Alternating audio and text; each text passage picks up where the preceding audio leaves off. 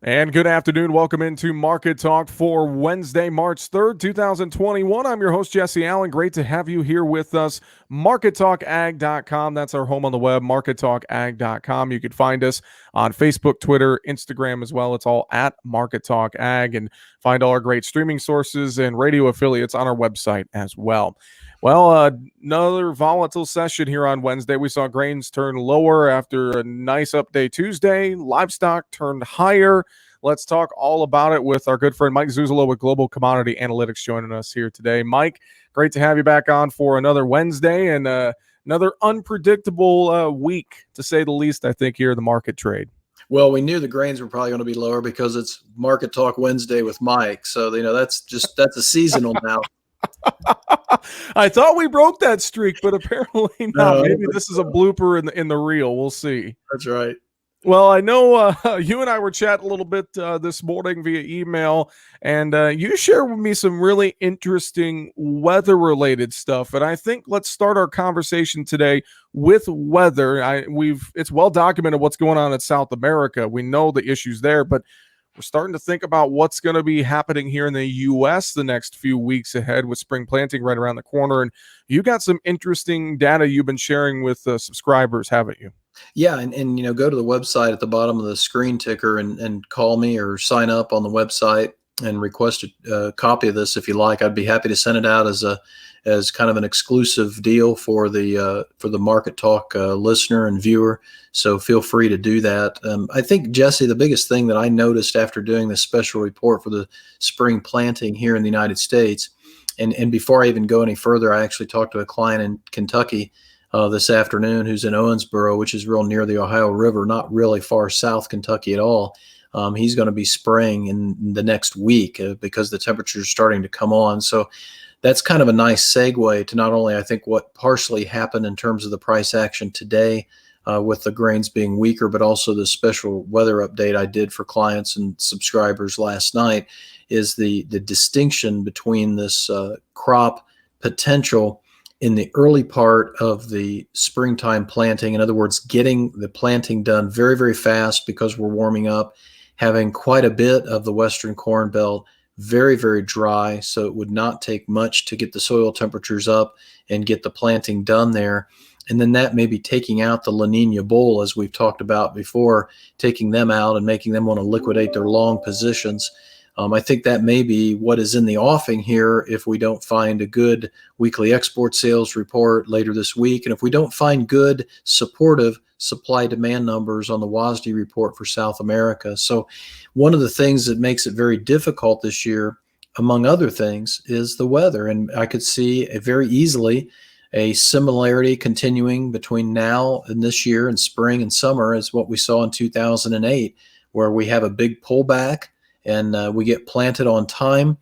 But because we stay relatively dry, we warm up very, very quickly. And we have an issue potentially, I think, already in the Western Corn Belt that a lot of rain is going to be needed to take care of it and put it to bed and give us an above average crop. And remember, USDA's yields are very high, almost 180 bushels on the corn for this year with their ag outlook from a couple weeks ago. So I could see where we pull back pretty dramatically this month and early next month, and then we come back around those La Nina bulls by the dip if they don't see any wetter weather pattern. So sell defend model is very appropriate in this type of weather pattern. I think I'd also suggest to the producers out there that I work with that this is a market and a crop year where it's going to be very hard to get those high of a yield if we don't start to see a pattern change very, very quickly. So I'm putting a lot of pressure, and this is my forecasting, and I'm not a meteorologist, but I've done it enough years and buy enough expensive modeling tools that I feel comfortable with this. But I feel as though March really makes or breaks us as far as setting us up for a drouthy, extremely dry, at least Western Corn Belt. So that's where if we get a lot of rain here this month and we warm up, then it's probably going to be hard to regenerate a lot of bullishness post-planting. But if we get in fast and we don't see a lot of rain from Des Moines, Iowa west, I think the La Nina bull could come back in here pretty easily in the May time period. So adjust that accordingly with your marketing plan. And you think about it, not going to necessarily take a whole lot to continue and expand upon this drought because I think I've seen some model runs, 30, 40% of that northwestern corn belt's already classified in drought. So I mean, it Yeah. doesn't seem like it's going to take a whole lot at this point. No, and I did. This is a 9-page report, and I throw about every model, and I look at the Bureau of Meteorology's La Nina index. I look at just about everything I can look at to give an idea of why would April and May be drier, with some contrarian models pointing that way. La Nina stays a little bit longer in the Western Corn Belt, essentially, than what the CPC forecast that just came out a couple weeks or a week ago, and a couple other private forecasts that are out saying, okay, it's going to be warmer. We all agree on that, but we're thinking it's going to be wetter too, especially in the springtime. I'm going to be a contrarian on that. Say I'm not betting on the wet weather in the Western Corn Belt if we don't start to see it this month of March. What about South America? I know you mainly focused on your report on the U.S. and our upcoming planting season, but I know you've been hearing some of the same things and maybe seeing some of the same things I've seen with South America. Mhm. Pictures coming out of Argentina and Brazil. It's either dry or, in Brazil's case, too wet here, Mato Grosso, and really, even though this is typically a time period where we see a lot of that demand shift to South America for exports, they're still having plenty of crop issues down there. And I'm wondering, how much that's playing into our markets right now and if it's being reported as extensive as the damage could be down there right now. It seems like we're starting to get some of that information slowly trickling out here, and that's been playing into our market trade as well. Yeah, that's a really good point to bring up, because I think that we talked about how last week the meal market is going to be probably the best determinant as far as what Chinese demand is going to be. And the Chinese demand is going to be predicated upon whether they can buy Brazilian or buy U.S. beans, or have to go to the United States. And I don't think we've solved that issue yet. And so I think at this point, to answer your question, heading into the next WASDE report, which is just about a week away, the market is towing the official line that the Brazilian soybean crop is big. They're not sure about this Brazilian corn crop, but Argentina, I think, is still being underplayed. I do get now twice a month from a South American colleague that I formed a relationship with over the last 8 or 9 months. Started doing marketing and interviews with him, and he's been in ag most of his adult life. He's now doing crop reports for me twice a month that I send on to clients and subscribers. He sent one just a couple days ago, and he points out the fact that they are not by any stretch of the imagination out of the woods yet for hurting their crop even more in both Mato Grosso, as you say, northern Brazil, but even southern Brazil, where it's been extremely hot and a lot drier, kind of like the Argentine pampas. The Argentine USDA ag attaché came out today, as a matter of fact, and brought down the sunflower production dramatically, and also brought down the soybean production by 500,000 tons versus USDA's estimate. I would expect USDA to follow through with that next week. I think the big question on the WASDE report is, does Brazil really have 133 million metric tons of soybeans to sell, regardless if it's delayed or not? And I'm thinking that is going to be, along with the export sales, those two things, if they go the right way, could come in and temporarily disrupt the weather bull from getting out of his positions, because we're starting to get more of a rain situation, or more of a planting situation underneath us here in the United States. I think it's still critical, like I said last week, that China comes in and buys big. So that's where the weekly export sales come into play. And I think if they do that, then the bull spreads stay strong. The March contracts remain strong, because that's our cash market. You talk a lot about the sell and defend model, and you mentioned that here at the open of the show. And looking at where our price levels are at right now, especially on some of those new crop numbers, heading into a WASDE report, with all these different factors driving into the market, weather related, etc. Looking at options producers have, and maybe trying to lock that floor in underneath. We're starting to hear the conversation about crop insurance, Right. and possibly like figuring out, okay, maybe I sell 15, 20% of my crop that might not be covered by crop insurance. Is that something that we should probably consider as well? What's your take on that? Yeah, I think that's a minimum now that we have the base prices set. And there's some new products out there that I don't know a lot about, but and I don't have a license for crop insurance sales, but the ECO product that I've seen by clients. In fact, I've got a couple sheets right here from a client that has sent me some of his crop insurance estimates in Indiana for both corn and beans, and with a 90% or 95% coverage with an ECO plan, it's quite costly. And so I have to ask my clients at that point, if you're going to pay that kind of money for that kind of a coverage at these kind of a prices, why aren't you selling more aggressively your cash bushels? And I say that especially, Jesse, because I've looked up and down the option screen quite a bit to try and find some bought puts, especially in soybeans, that would do the job for me in the new crop. And I just can't get from point A to point B right now with a good floor price, or a floor price that I think is good. Notice also on the crop insurance, if you're a producer out there getting your sheets right now, what I saw from the producer in Indiana, and I think it will be across the board because it should be the same volatility based upon the mercantile exchange, was corn volatility was almost 5 points higher than bean volatility. Beans came in at 19%, corn came in at 24%. So your volatility, you're paying more for the corn in terms of, because that volatility pushed your price premium up versus a soybean. So here again, it seems cheaper to go ahead and buy more bean crop insurance to give you the ability to sell more aggressively the cash bushels, get up to 100% insured bushels, and then have your long positions in place, which are a lot more price friendly as far as putting a floor underneath you, not a floor, a price cap underneath you, so that if the market goes up, you are not out any more than what you invest, and you have the ability to trade and go higher with the marketplace. And so for the soybeans, it's easier for me to recommend, generally speaking, broad brush. If I were in the position of a producer this year, knowing what I know, it'd be a lot easier to pay up on my bean crop insurance.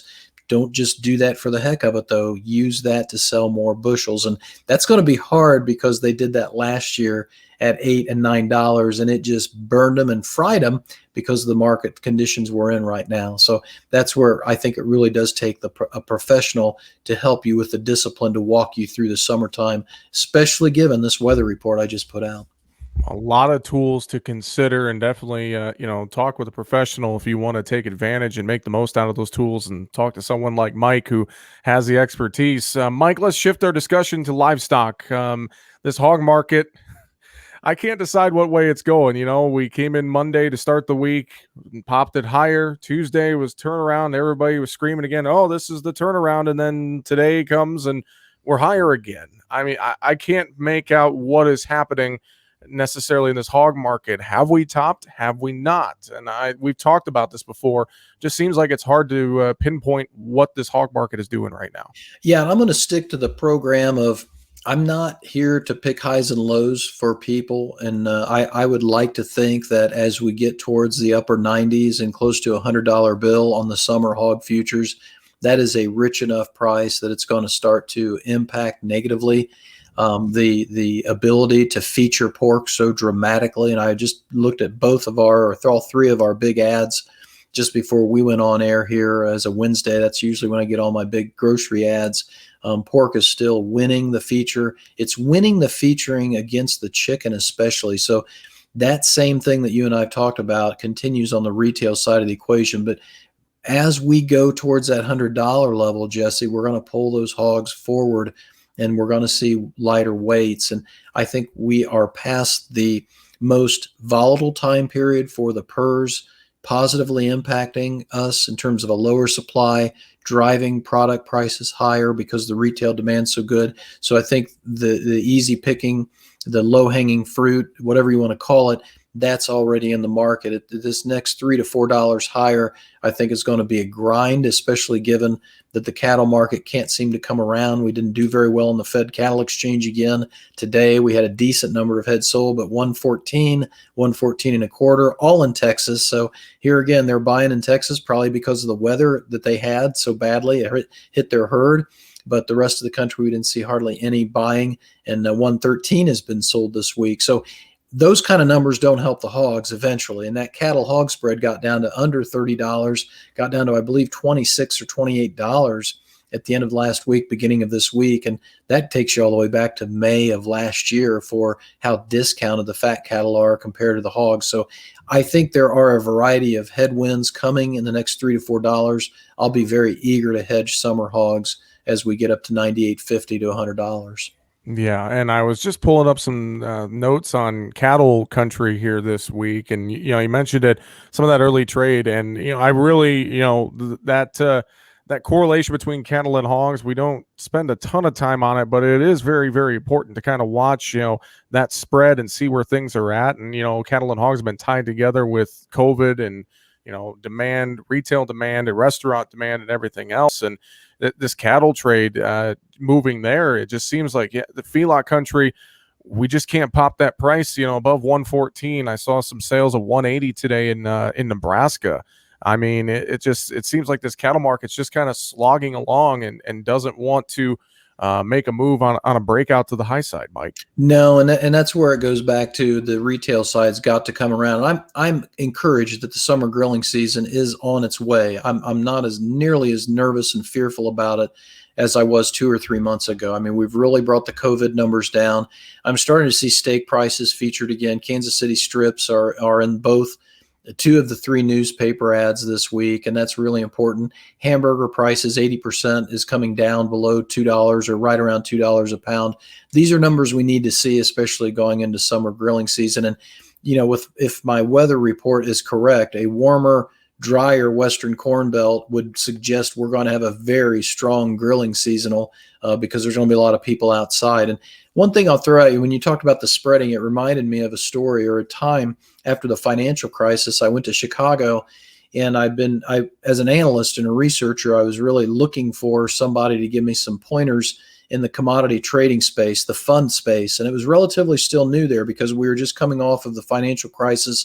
We had the index funds that everybody knew about, but the commodity hedge funds, the managed money, as we call them, they weren't very powerful. They weren't very big, but they were really coming on strong after the financial crisis. So I had lunch with a commodity trading advisor, and I said, it seems to me you are seeing a lot more spread activity again, whereas it was real popular in the 90s and then kind of died out maybe a little bit in the 2000s. And he specifically said to me that it was a situation where after the financial crisis and some of the new legislation that was passed as a result of that, other than the computers starting to move more of their trade recommendations, it was also easier from a standpoint of margin to do spreads. And so when you talk about the cattle and hog spread, I think you really do have to think about the funds really play that hard. They look for that disparity between 2 different assets like a cattle futures and a hog futures and say, how can I arbitrage that? How can I take an advantage of that using my computer modeling? Ever since that time period, which has been roughly 12, 13 years ago that I sat down at lunch with that guy, I've tried to continue with that mindset that they're going to want to try and take advantage of an extreme situation. So your point about those 2 being linked cannot be overemphasized enough.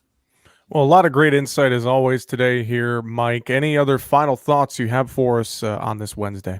I would say to you that the time to be buying dips is probably drawing to a close in the grain markets if we don't get good weekly export sales and charge that bull spread up, and if we don't get a good South American supply demand number from the USDA to suggest that the Chinese and other big buyers and our domestic livestock industry are not going to be able to just sit on their hands and let corn and beans come to them because producers up here are going to be planting, and then as soon as they turn around, they're going to start selling the rest of their old crop. This is the seasonal we start to work into, so we really want to stay on point with that. And I've tried to bring this up as we've closed out the month of January and gone through February. Well, now it's early going into mid-March. Let's keep our eyes on the ball of what the calendar says at this point and watch these next 2 big pieces of fundamental news.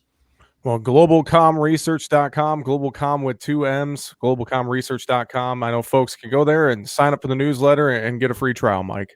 Yes, that's exactly right. Thanks for having me, Jesse. I appreciate it. Mike Zuzolo with Global Commodity Analytics, our guest today here on Market Talk. Again, find him online, globalcomresearch.com. This has been the Wednesday, March 3rd edition of Market Talk. I'm your host, Jesse Allen, wishing you a great afternoon.